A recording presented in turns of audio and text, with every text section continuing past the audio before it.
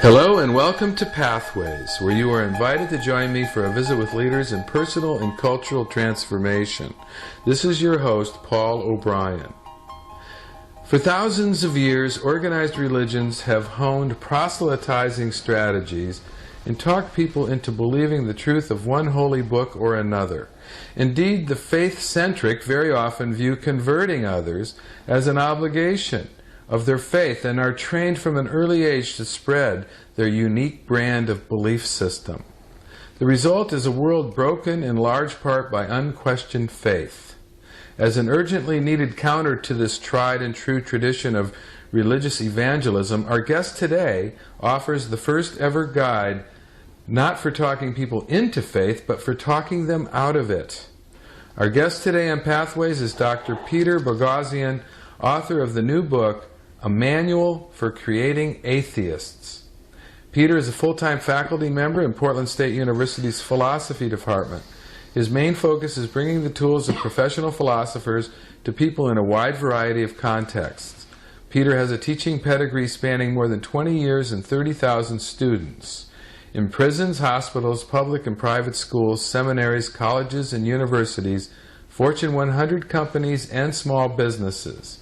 His primary objective is to teach people how to think through what seem to be intractable problems. Hello, Peter, and welcome to the Pathways program. Thanks, Paul. Thanks for having me.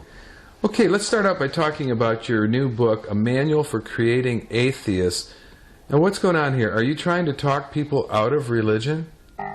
No, it's not about religion, it's about faith. And throughout the book, I specifically say that the focus of the conversation should be on faith, and faith as an unreliable way to know reality. And what do you mean by faith?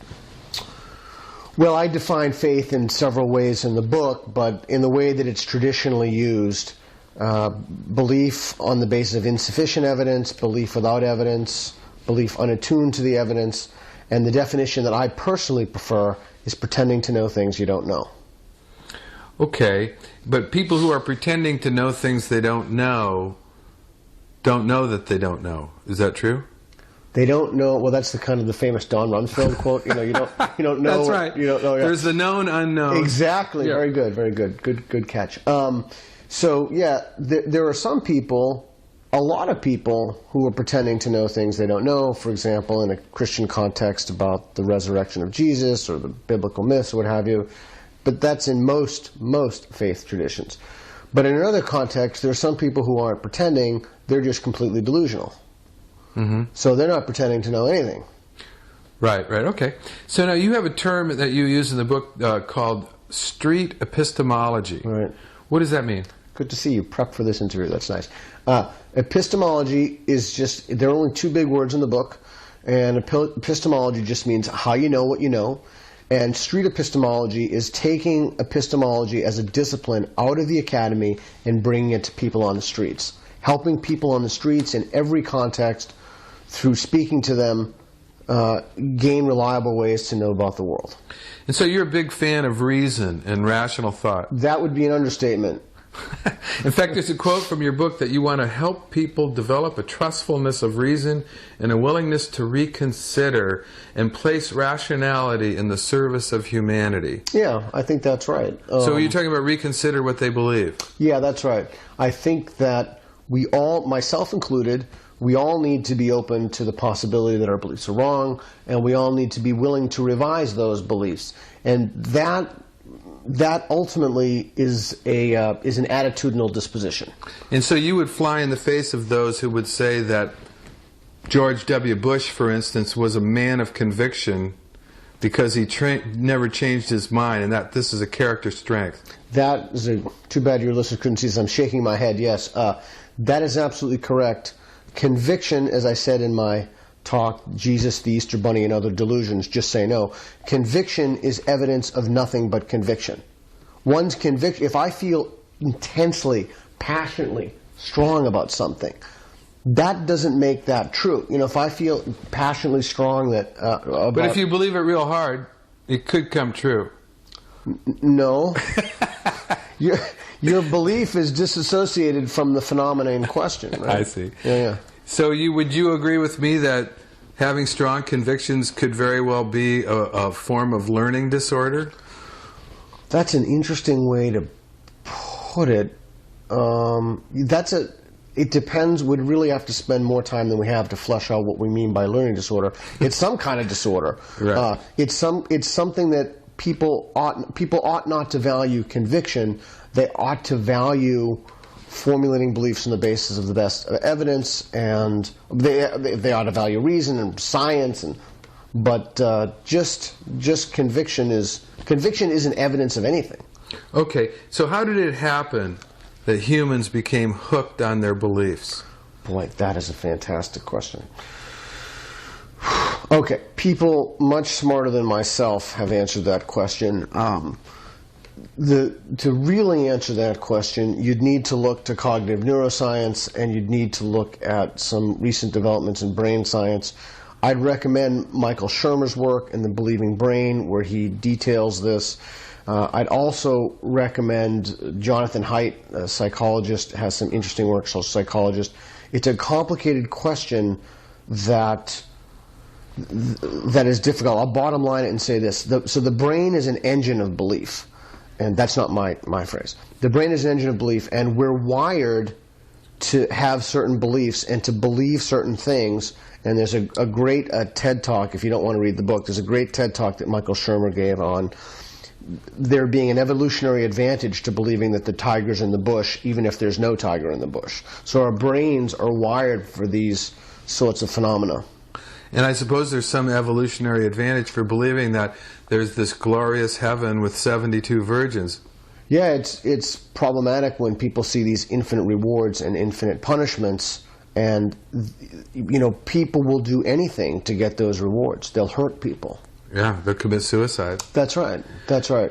Do you think it's possible to re-engineer long-held, strongly conditioned beliefs? In an individual? Yeah, in an individual. Oh, absolutely. Unquestionably, yes. That question is an empirical question. And we now have a mountain of data. We have overwhelming data to tell us that it's not only possible, it's actual. And I'll give one simple example. Jerry DeWitt was the head of a megachurch, large, extremely large church, and he wrote a book, Hope After Faith. I mean, many people who have been in really virulent belief systems have shed those beliefs and now live lives of reason.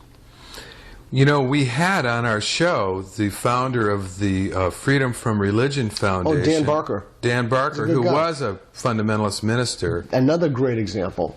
Right. Well, it kind of flies in the face of what the age-old Catholic bishops claim, that give me a child until he's 7 and I've got him for life. That's the Jesuits, yeah, that's right. Yeah, Catholics, yeah. But that's not true. So even those of us who grew up in this Jesuit world have hope. Yeah, and that is exactly the perfect word to use. I mean, that hope comes through reason. It doesn't come through superstition. You write, of all the terms used in your book, none is more problematic, more contentious, more divisive, or more confusing than the term atheist. That's correct. Why is that? I was afraid not afraid, but my concern was that people would freak out about the definition of atheist. In fact, I teach an atheism class at PSU, and we explore issues of atheism and what that means, and you really can't move these conversations forward until you define the word atheist. Right. I'll give you my definition. Please do. That's not the definition you have to use, but this definition I prefer so we can have a meaningful engagement about it. Good enough. Atheist is a person who believes that there is insufficient evidence to warrant belief in God.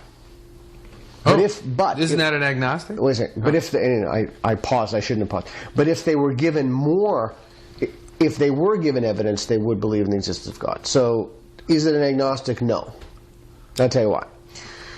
Do you believe, and I read about this in the book, do you believe that the Easter Bunny, do you believe that the Tooth Fairy is this entity that goes and leaves money or candy under kids' pillows when they lose their teeth? Well, who else did it? Oh, never mind. Okay, no. Well, okay, good. At least we're on the same page. So you're not an Easter Bunny agnostic, or you're not a tooth fairy agnostic. You're a tooth fairy atheist. Yeah. There's not even enough evidence to get you to the point that you could think there could be this. That's right. Yeah. Okay. And who you mentioned in your book the four horsemen of atheism. Right.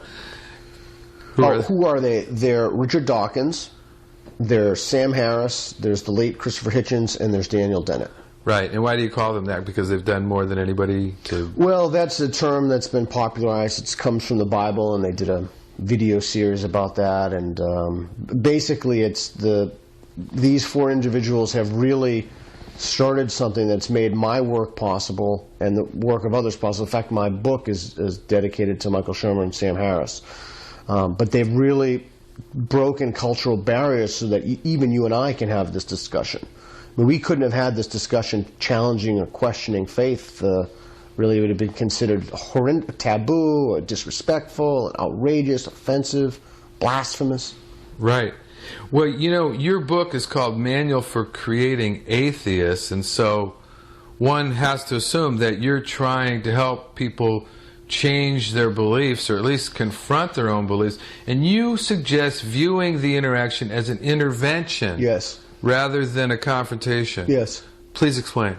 Okay. Again, these are fantastic questions. The reason is that there are narratives within the community, particularly these faith-based communities, that atheists are angry people, they're hateful people, you can't speak with them, or you can't... I want to change those interactions, those communicative interactions. I want to change the discourse. I don't want to make it angry, I want to make it helpful.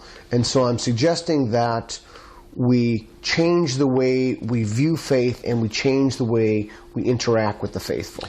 And so what do you mean when you apply the word intervention? How are you intervening? What are you intervening with? Okay, so the key here is, and then I'll answer your question directly, this is not about beliefs, but it's about the way people form beliefs. That's the key. So you're not intervening in anybody's belief. You're intervening in the way they form beliefs, the very kind of fabric of the way they come to view the world itself. Would you think it's accurate that, I've often observed that a lot of people think that that they create their own reality, that they create their own truth, that whatever they believe is true for them. What would you say? I'd say that's great. I have an entire section in my book in Chapter 8 of how to disabuse people of that and how to talk them out of that notion. Right. So I think that's like a cognitive toxin. It's a very dangerous thing when people believe that, well, it's just true for me that my higher power speaks to me and he tells me he wants me to do this, he doesn't like homosexuals, whatever it is. Or I have these, gets back to your conviction. How do you know that? I feel this very strongly. Yeah.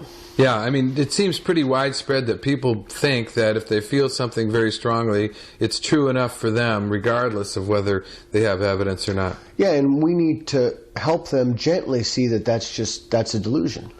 Right, but that seems pretty difficult because people are attached to their beliefs, right? I cannot possibly tell you how right that is. It is extraordinarily difficult to move people from dogmatism and total certainty down to questioning and doubt, and to be more humble about what it is that they claim to know. Because we have a lot of people in this society walking around either pretending to know things they don't know, pretending to know things they can't know, making monstrous claims about the nature of reality. Now, it seems to me one of the seminal revolutionary moments that led to this belief-centric, dogmatic world that we largely live in was the creation of the Christian religion and the Catholic Church, beginning with what St. Paul taught. Yeah. Do you delve into that at all? No, so the book doesn't talk about religion, although I certainly mention religions in the book. It just talks about faith. You mentioned street epistemologies. Faith as an epistemology. Faith as a way to get to know. Faith as a means for knowing the world. And that's a key, is that when people use the word faith, they're ultimately claiming that they know something on the basis of faith. I'm not talking about subjective states or subjective feelings. I'm talking about like objective phenomena.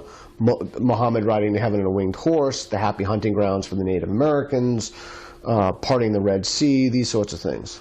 Now, people believe a lot of things, and they have faith in their beliefs in a lot of things that they can't personally prove, right, that they take on authority.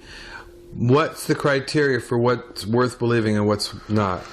That's a good question. Great questions. So we should assign, you don't have to be explicit in this, but some kind of a confidence value to your beliefs.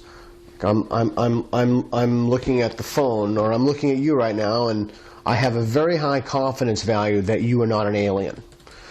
I don't know that you're not an alien from Pluto, but I have a high confidence in that. So the question is, how can we assign better confidence values? How can we assign lower confidence values to things? And again, that's a value. That's an attitude and a disposition. Why should we assign lower confidence values to things? And again, the book guides people through how to reason, how to talk with people in conversation so that they lower their confidence values. They become less certain of things they consider to be immutable truths. There's a lot of sources of authority that we trust. We choose to trust because it makes sense to us intuitively. Even though I've never been to Prague, I believe it's the capital of Czechoslovakia because I can look it up in multiple sources, or right, I can ask somebody who's been there. I've been told that by people I trust. Right. So I believe something that I haven't proven to be true. You don't have to prove everything you believe in, right? Right. So you have, if I say to you, hey, how confident are you, Paul, that there is a place called Prague and that it was in what we now consider to be Eastern Europe? You would assign that an extraordinarily high confidence value. But that gets back to the idea of an ability or willingness to revise their beliefs. Do you see the Truman Show? Yeah. Yeah. So let's say that you find out you're in a Truman Show, and there really is no place called Prague, and there really is. So, I mean, you can imagine certain conditions under which that belief could be falsified, right? So the very act of you imagining those conditions can help shake people's certainty on things. So there's a technique that you help people There are specific techniques. This is borrowed from the literature on behavior change for people who don't want their behavior changed. Again, you mentioned the prison stuff before, so there's a literature on words. It draws from the Socratic method or Socratic pedagogy of a way to ask questions. It draws from the psychological literature on how to make people more receptive to these ideas so that they'll be more humble about what it is they claim to know. Uh-huh.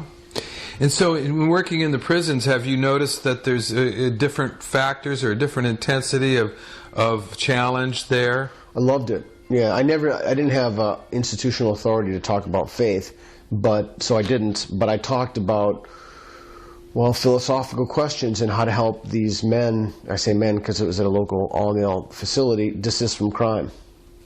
So yeah. Distance from crime? Desist, to stop doing crime. Oh, desist from crime, yeah. Yeah. Uh-huh. And what did that take? I mean, how did that relate to your work about atheism and beliefs? At its core, it's pretty much the same. It's talking to people, guiding people through a method, a systematized method of asking questions, so that they can ultimately impose this idea, these methods on themselves, so that they can ask better questions. And so you actually work in the philosophy department at PSU. I do. And your method is very Socratic. It is, yeah. Please explain the Socratic method to us. I'll bottom line it. So there are basically 5 stages. It begins in wonder. Someone wonders something about a question. And then people have a hypothesis. So example would be in the Platonic dialogues, what is justice? Well, justice is paying your debt. So I wonder, what is justice? And then the answer is paying your debt. And then we have this kind of cross-examination. The big word for that is lincus. It's basically asking questions, getting answers, and asking more questions. It's not complicated. And you ask people questions and you give them counterexamples. Well, what about this? Well, what if this? Well, what if you borrowed a knife from a man who later became crazy? Should you give him or her the knife back? Or in a modern context, a machine gun? And then you try to challenge the hypothesis that they have.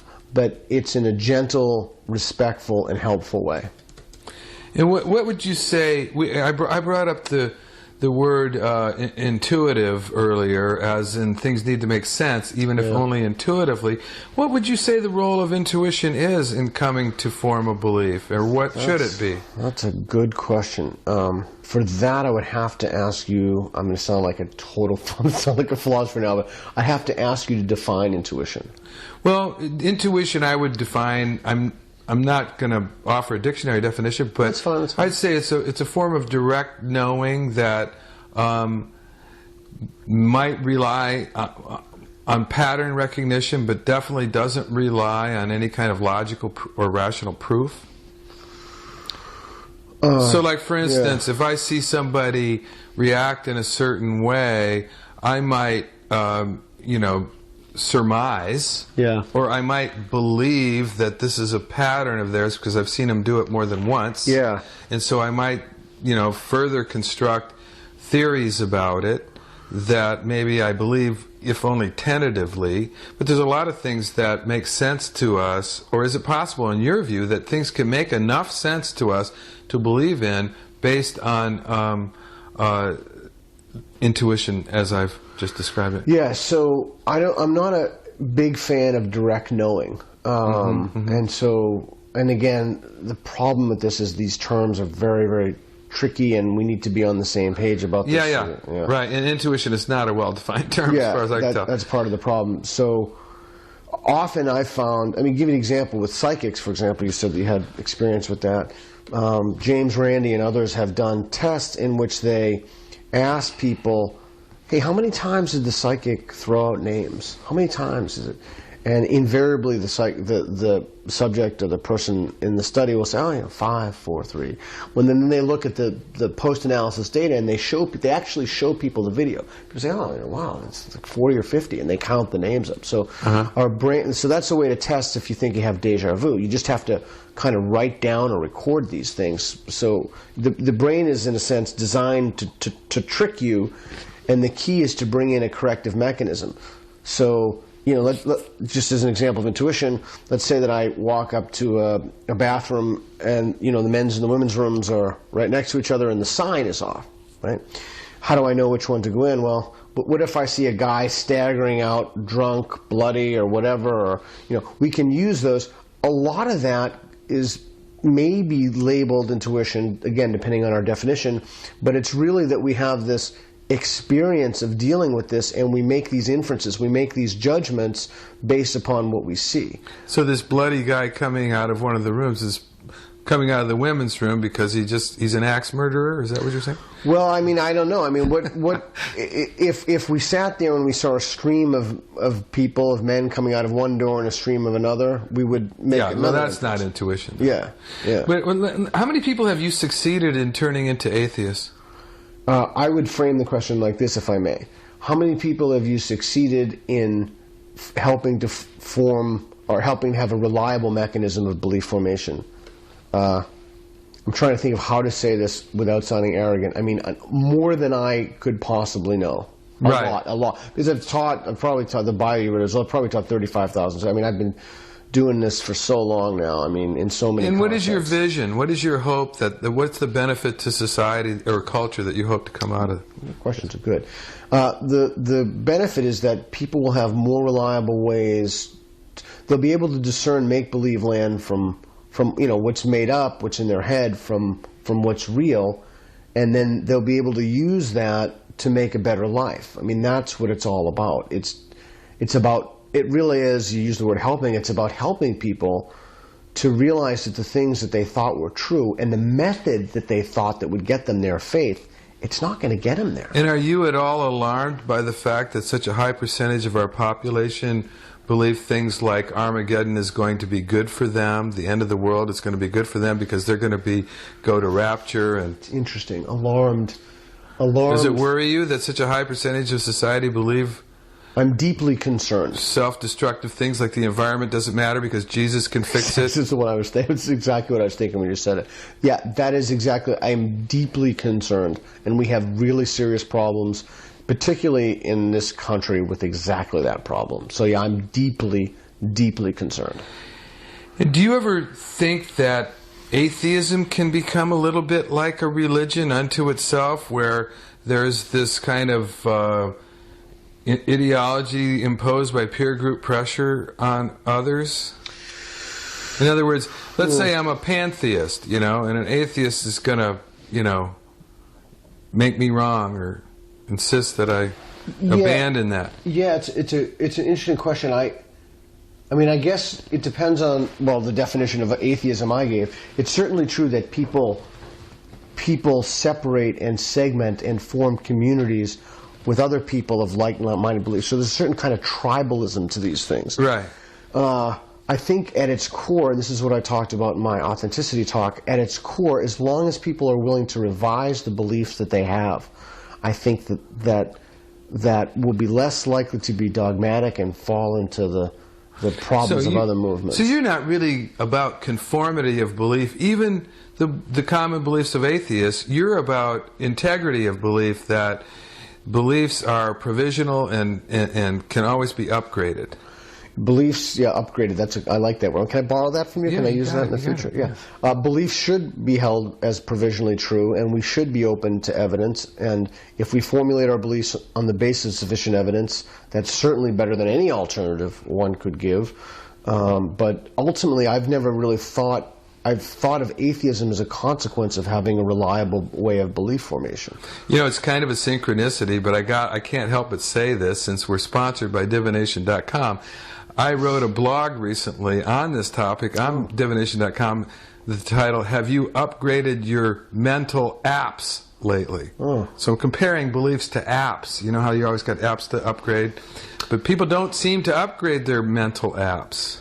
Yeah, and I like the idea of upgrade in a sense, because one can have a belief and one can assign a new confidence value, and even if the confidence value is lower, I would argue that that's still an upgrade. Okay, good enough. Well, I'm really grateful that you were on the show today, Peter. It's a fascinating topic, and it's a real privilege to visit with you. And I'd love to talk longer, but we're out of time. Understood. Thank you for having me. And for those who tuned in late, this is Paul O'Brien, and you can replay this entire interview anytime you want via the Internet. Today we have been visiting with Peter Boghossian, author of the new book, A Manual for Creating Atheists, available online and at many bookstores. I also want to thank our listeners for tuning into the Pathways interview program today and hopefully every Sunday, which is made possible in part by a grant from the Divination Foundation. Information at divination.com, spelled divination.com.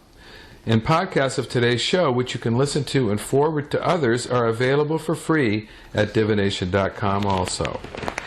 This is your host, Paul O'Brien, reminding you to tell your friends about Pathways and its podcasts, the interview program dedicated to personal and cultural transformation. Thanks again for tuning in and being a part of it.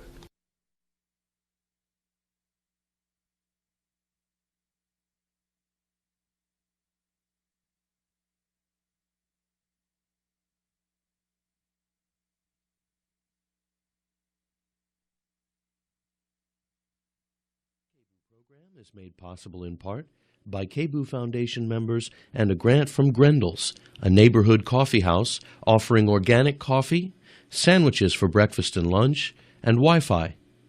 Proud to support KBOO, Grendel's is open every day at East Burnside and 8th. Information at 503-595-9550 or grendelscoffee.com. This is KBOO, Portland, 90.7 on your FM dial.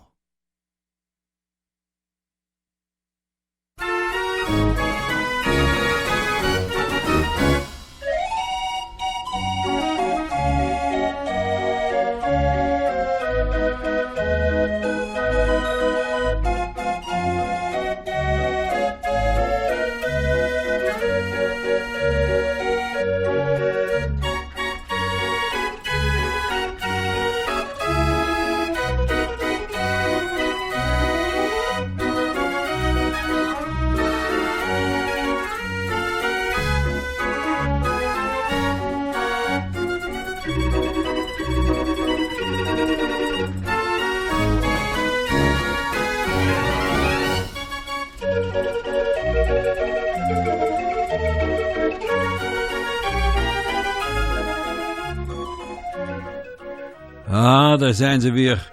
Die vertrouwde klanken van een pyramid ergens op de gracht. Misschien in Amsterdam. En dat betekent maar één ding. Het is zondagmorgen zonder zorgen. En dat betekent het Hollands uurtje. Leuk jullie erbij te hebben. Wij doen dit elke 2 weken. En we hebben een gast vandaag. Dus daar zullen we het zo wel over hebben.